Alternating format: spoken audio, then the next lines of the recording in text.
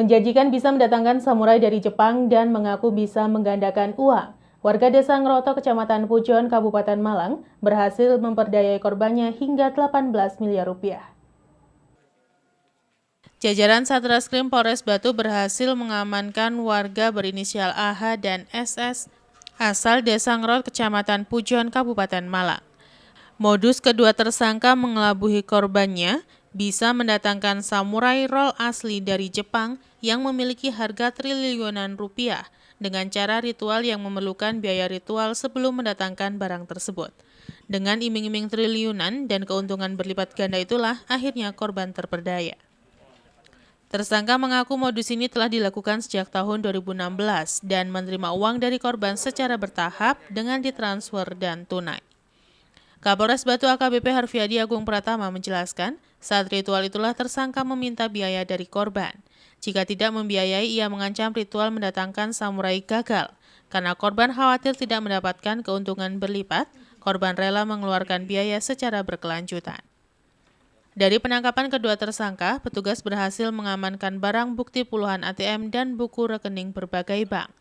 Bukti resi transfer sejak tahun 2016, perangkat ritual seperti dupa, barang antik, keris, buku ritual dan doa, serta 2 unit mobil. Akibat perbuatannya, kedua tersangka akan dijerat pasal 378 tentang penipuan dengan ancaman 5 tahun kurungan penjara. Ritual penggandaan uang ini yang dilakukan oleh tersangka sudah berlangsung dari mulai bulan Agustus 2016. Ya, berarti sudah 4 tahun. Ya, 4 tahun. Kemudian berdasarkan pemeriksaan kepada korban juga sudah kurang lebih 18 miliar uang korban yang dikirimkan kepada tersangka. Sampai dengan saat ini total ya, kumulatif. Modusnya ya dengan berbagai alat yang rekan-rekan bisa lihat di sini. Yang bersangkutan memperdayai korban, menyampaikan bahwa bisa menggandakan uang dengan ritual-ritual tertentu. Yanto Yancung melaporkan.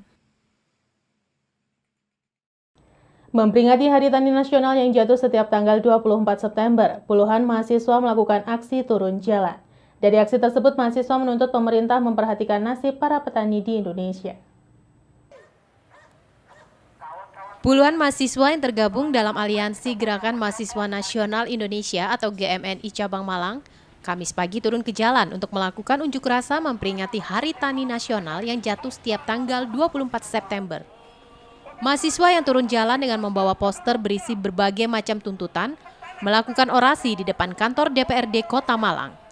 Dalam orasinya, mahasiswa menilai bahwa nasib petani Indonesia saat ini sangat memprihatinkan. Hal ini dikarenakan ketidakpedulian pemerintah terhadap nasib para kaum petani. Dalam aksi ini, mahasiswa menyampaikan beberapa tuntutan kepada pemerintah, yakni menghentikan diskriminasi terhadap buruh tani, menuntaskan konflik agraria di Indonesia, mewujudkan kesejahteraan rakyat, serta mendesak pemerintah membatalkan pembahasan rancangan Undang Cipta Kerja yang dinilai melanggar dan merampas hak-hak rakyat. Yang sempat terjadi di Kota Malang sendiri kan beberapa hari yang lalu baru menyampaikan untuk kasus agraria, kasus dalam sengketa alih fungsi lahan. Makanya ya kita langsung mengadvokasi dan ya kami menuntut supaya pemerintah Kota Malang itu sendiri bisa memperhatikan rakyatnya begitu. Itu. Joni Palbeno melaporkan. Wali Kota Batu Dewanti Rumpoko marah saat kantornya di Balai Kota Apong Tani digeruduk warga desa Pesanggerahan Kota Batu. Kemarahan wali kota ini dipicu karena warga yang melakukan aksi penolakan sumber mata air Alaska yang dijadikan sebagai tempat wisata bukan asli warga setempat. Ratusan warga desa Pesanggerahan, Kecamatan Batu, Kota Batu yang menolak pengembangan sumber mata air Alas Kasinan dijadikan tempat wisata menggeruduk kantor Wali Kota Batu. Dalam aksinya, ratusan warga menuntut agar pemerintah Kota Batu menghentikan semua aktivitas pengelolaan sumber mata air Alas Kasinan yang berada di Desa Pesanggerahan yang akan dijadikan tempat wisata dihentikan seterusnya. Karena warga menilai, jika sumber mata air Alas Kasinan dijadikan tempat wisata dan didirikan bangunan, akan mematikan sumber airnya. Melihat aksi warga ini, Wali Kota Batu, Dewanti Rumpoko turun tangan dan berusaha mendamaikan para pendemo. Namun apa yang terjadi? Saat menerima ratusan warga di depan kantor Balai Kota Among Tani, Wali Kota spontan menolak para pendemo karena diduga pelaku demo bukan asli warga setempat. Kemarahan Wali Kota Batu tersulut dari salah satu pendemo yang menunjuk pemerintah Kota Batu tidak serius melindungi sumber mata air Alas Kasinan. Dan saya berjanji akan melindungi itu semua, gitu loh. Sampai ngapain nganu sama orang-orang itu? Ditutup terus Sekarang ada kegiatan apa enggak di situ? nggak ada, tapi kok terus itu yang kita inginkan seterusnya, Bu. Jangan digantung. Nggak usah digantung, nggak usah perlu kajian, ini nggak perlu kajian, Bu. Sebentar, itu ada prosesnya karena apa? Airnya. Masyarakat itu juga ada yang kerusakan di situ. Saya teman-teman supaya nanti tidak terjadi timbal balik adu mengadu karena kalian itu antara kasinan sampai kasinan dewe gitu loh. Untuk menghindari terjadinya bentrok warga dengan petugas keamanan, akhirnya para pendemo dibubarkan paksa dan wali kota mengajak mediasi semua warga asli Desa Pesanggerahan. Yanto Yancong melaporkan. Terima kasih Anda masih bersama kami dalam Info 7 Malang Raya. Membiasakan sekaligus meningkatkan kesadaran masyarakat untuk terus menggunakan masker ketika beraktivitas di tengah pandemi COVID-19. Kecamatan Pakis melaksanakan operasi justisi. Para pelanggar yang terjaring diberikan sanksi kerja sosial. Upaya untuk mencegah dan memutus rantai penyebaran COVID-19 sekaligus mengedukasi masyarakat tentang bahaya penyebaran COVID-19. Satgas COVID-19 di Kecamatan Pakis yang terdiri dari TNI, Polri, dan tim penggerak PKK, serta unsur terkait lainnya melaksanakan operasi justisi di depan kantor Desa Asri Katon Pakis. Operasi ini terus dilakukan oleh Satgas COVID-19 karena di Kecamatan Pakis, penyebaran COVID-19 mengalami peningkatan dan termasuk tinggi setelah Singosari dan Lawang. Setiap kendaraan yang melintas di depan kantor Desa Asri Katon diberhentikan dan yang tidak menggunakan masker langsung diarahkan ke depan kantor desa untuk didata, diberikan sosialisasi dan masker, serta diberi sanksi kerja sosial. Satgas COVID-19 Kecamatan Pakis mengajak masyarakat luas untuk terus mematuhi protokol kesehatan serta berpartisipasi dalam upaya pencegahan penyebaran COVID-19. Di lokasi terlihat Satgas COVID-19 melakukan pemeriksaan dan memberhentikan pengguna jalan yang tidak bermasker untuk selanjutnya diberikan pemahaman tentang pentingnya menggunakan masker untuk keamanan diri, keluarga, dan lingkungan sekitar. Kita melaksanakan kegiatan operasi pendisiplinan masker dalam rangka mengantisipasi atau memutus rantai penyebaran COVID-19, yang mana kita tahu bahwa sampai dengan saat ini masih ada beberapa orang, tidak terlalu besar sih, ada yang belum disiplin untuk kesadaran menggunakan masker. Nah, ini perlu terus kita laksanakan pendisiplinan yang sudah dijadwalkan oleh Puspika, baik siang, malam hari, kita terus dengan hati, dengan santun kita ingatkan. Demikian.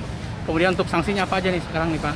Sanksi bagi yang melanggar atau tidak melaksanakan protokol kesehatan, kita berikan sosialisasi, kita berikan pengertian, kemudian kita berikan semacam tindakan. Maksud dan tujuan tindakan itu tidak lain agar mereka yang melanggar itu selalu ingat dengan apa yang dia lakukan, yaitu melanggar tidak memakai masker contohnya. Dia akan ingat gitu dengan menyapu, mencabut rumput di sekitaran. Sekali lagi, itu hanya ingin supaya mereka ingat bahwa dia pernah ditindak, kemudian lain waktu dia akan menggunakan masker. Iwan Hikmawan melaporkan. Sementara itu mencegah penyebaran COVID-19 sekaligus memberikan rasa aman kepada masyarakat, Satgas COVID-19 Kabupaten Malang melakukan penyemprotan disinfektan di wilayah Pakis. Penyemprotan ini dengan mengerahkan 5 unit kendaraan operasional dari Damkar, Satpol PP, PMI, dan DLH, serta BPBD Kabupaten Malang. Kegiatan penyemprotan desinfektan di wilayah Kecamatan Pakis karena penyebaran COVID-19 semakin meningkat dengan jumlah terkonfirmasi COVID-19 terbanyak setelah Singosari dan Lawang. Saat ini jumlah pasien terkonfirmasi positif di Kabupaten Malang mengalami peningkatan dari mulai Selasa 22 September dengan jumlah 866, naik pada Rabu 23 September menjadi 878 dan Kamis 24 September menjadi 881 orang. Sementara untuk pasien sembuh sebanyak 774 dan meninggal 57 orang. Dari jumlah 881 orang, 86 orang dari Kecamatan Pakis. Kegiatan penyemprotan desinfektan mengerahkan 5 unit kendaraan operasional dari pemadam kebakaran untuk jalan protokol dan beberapa unit dari Satpol PP, PMI, DLH, serta suplai air dari truk tangki milik BPBD Kabupaten Malang. Menurut koordinator lapangan, kegiatan penyemprotan menjelaskan, penyemprotan ini harus didukung dengan kepatuhan masyarakat terhadap protokol kesehatan, sehingga upaya pencegahan bisa maksimal hasilnya. Di lokasi terlihat pemadam kebakaran melakukan penyemprotan di jalan utama Pakis, sementara kendaraan lainnya melakukan penyemprotan di beberapa wilayah, salah satunya Jalan Bugis, Sabtorenggo, Pakis. Ya, hari ini kita melaksanakan penyemprotan di wilayah Kecamatan Pakis. Sekarang kita melaksanakan kegiatan di sasaran desa Sabtorenggo. Ya. Berapa unit ini Pak yang berapa unit kendaraan tadi ada pemadam juga Pak ya? Ya, sekarang kita didukung dengan 6 kendaraan unit kecil dan 1 kendaraan damkar serta 1 suplai kendaraan dari BPBD. Ya, kenapa Pak Pakis meningkat lagi Pak? Informasi terakhir Pakis lumayan peningkatannya. Jadi ya, kita juga tetap melaksanakan penyemprotan ini untuk memberikan rasa nyaman dan rasa aman pada masyarakat. Iwan Hikmawan melaporkan. Masih tingginya kasus COVID-19 di wilayah Malang Raya membuat sejumlah rumah sakit yang merawat pasien rujukan COVID-19 hampir penuh. Untuk itu mengantisipasi adanya over capacity dari rumah sakit rujukan, membuat Pemprov Jatim menginisiasi adanya rumah sakit darurat lapangan di Kota Malang.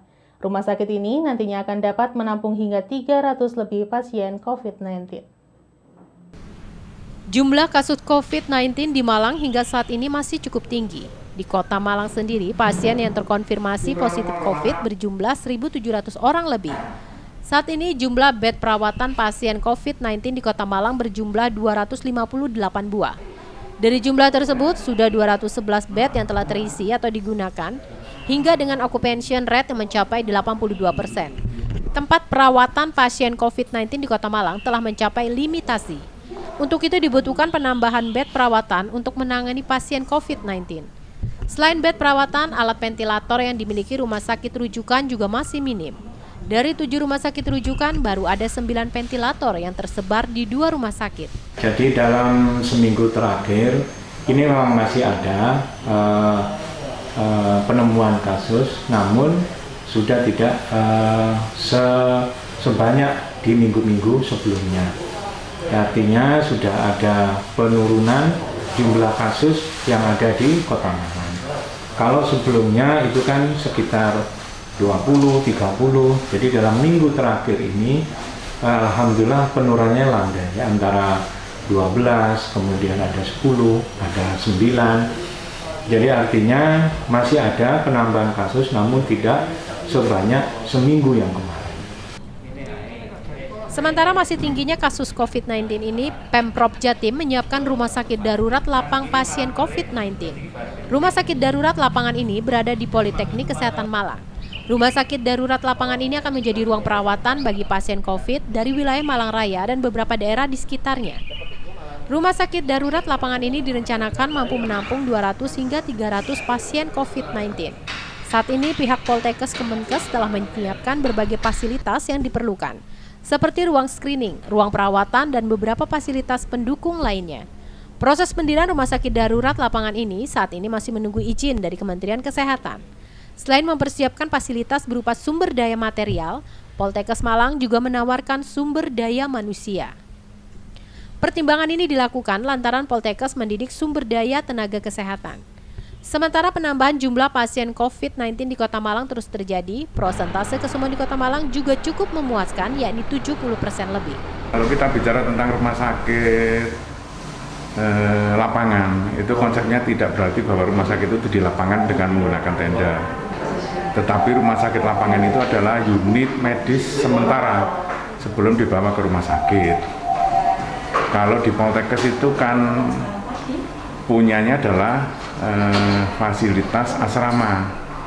Fasilitas asrama itu kalau misalkan itu digunakan ada 50 kamar, itu masing-masing 4 orang, maka kapasitasnya adalah 200. Tetapi ada ruang-ruang tertentu yang bisa dimanfaatkan atau dimodifikasi menjadi tempat untuk isolasi, maka jumlahnya bisa lebih besar.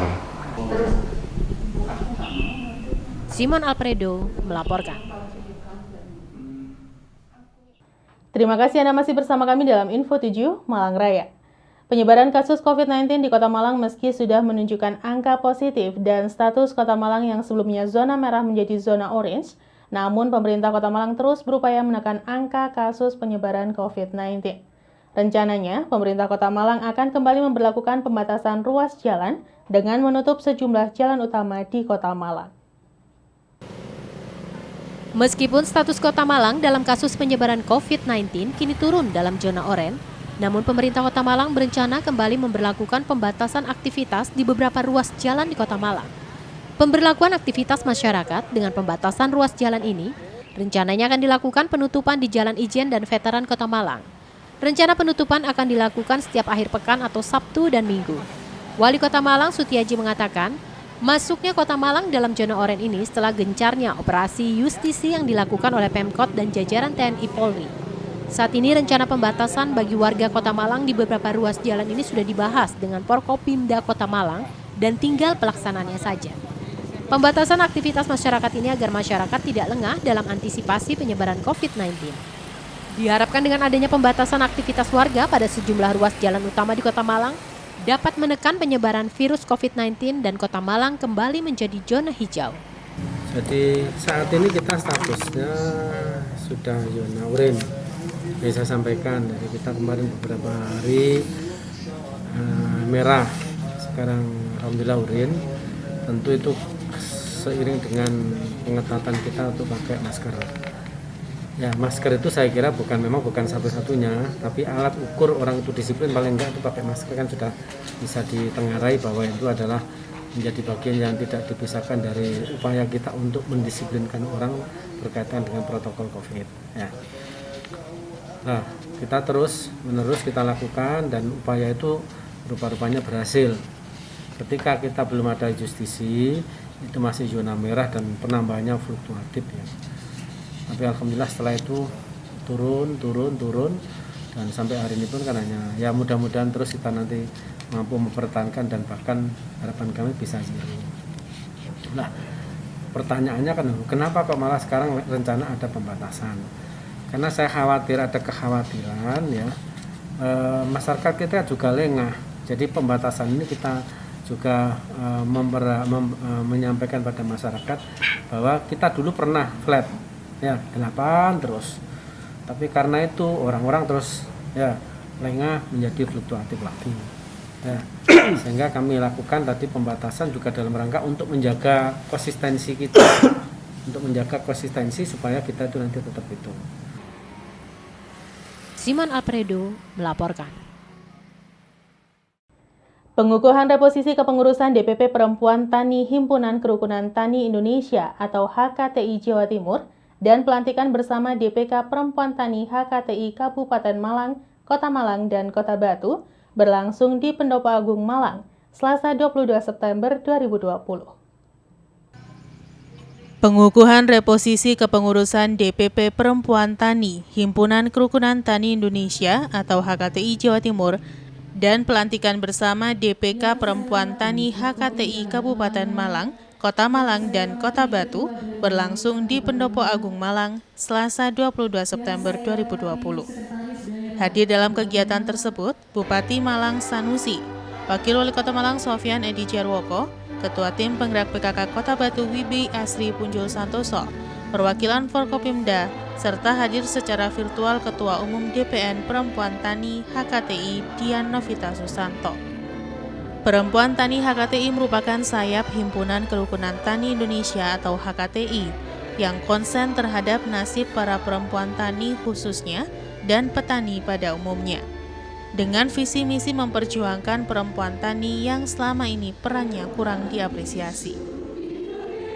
Acara diawali dengan menyanyikan lagu Indonesia Raya dan Mars HKTI dan dilanjutkan dengan pembacaan ikrar pengurus Dewan Pimpinan Kota Kabupaten yang dilantik dipimpin oleh Ketua PT HKTI Kota Batu Mardi Setianingsih. Acara dilanjutkan dengan sambutan-sambutan. Bupati Malang Haji Muhammad Sanusi dalam sambutannya mengatakan bahwa momentum pelantikan seperti ini memiliki makna strategis bagi keluarga besar PT HKTI dan diharapkan dapat memberikan kontribusi positif bagi pembangunan pertanian, baik untuk kepentingan peningkatan produksi maupun mewujudkan ketahanan pangan nasional. Lia Istifama selaku Ketua DPP Perempuan Tani HKTI Jawa Timur dalam sambutannya berharap pelantikan ini bisa memberikan semangat yang lebih besar bagi para perempuan tani HKTI untuk memiliki kontribusi secara nyata di sektor pertanian. Ketua terpilih DPK Perempuan Tani HKTI Kabupaten Malang Yuliana Riyama untuk wilayah Kota Malang Jumiati dan Ketua PT HKTI Kota Batu Mardi Setianingsih. Pelantikan ditandai dengan penyerahan bendera dari Ketua DPP PT HKTI Jawa Timur kepada Ketua DPK PT HKTI Kota Batu sebagai simbol amanah dan mandat telah diterima dan siap untuk dilaksanakan. Tim Liputan Batu TV melaporkan.